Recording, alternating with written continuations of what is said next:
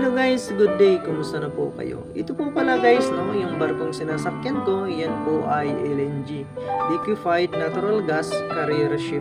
So medyo malaki ito guys dahil nag-gross ito ng 100,000 plus.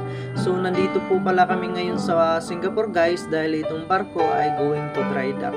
At lumabas pala kami guys dahil dito sa Singapore, required po ng landing permit, kaya pupunta kami ng immigration office para kumuha. Itong mga quick video guys, no, ay nakuha ko part ng Singapore.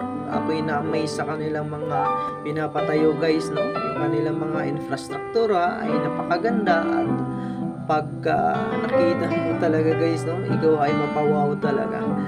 Kagaya ng nasa video guys, no, ay parang mga mushroom na tumubo na tabi-tabi lang po ng kanilang mga building.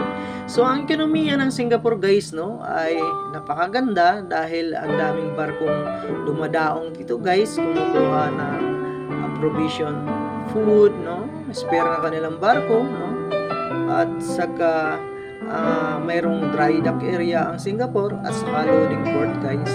So itong mga shipping industry guys sa Singapore ay laking tulong po sa kanila. Ito po ang isa sa nagpapaunlad po sa Singapore. Napakaganda ang ekonomiya ng Singapore guys. Mamamangha ka talaga guys. Sa Asia, isa sila po ay alam ko po napakaganda ang kanilang ekonomiya. So thank you for watching guys, no. Ako po ay nananalangin na ang ating mga pangarap po ay dandahan nating makamit guys. So alagaan lang po natin lagi ang ating sarili at manalangin lang po tayo sa Panginoon. So thank you for watching guys, no. Keep safe lang po kayo lagi. Thank you guys.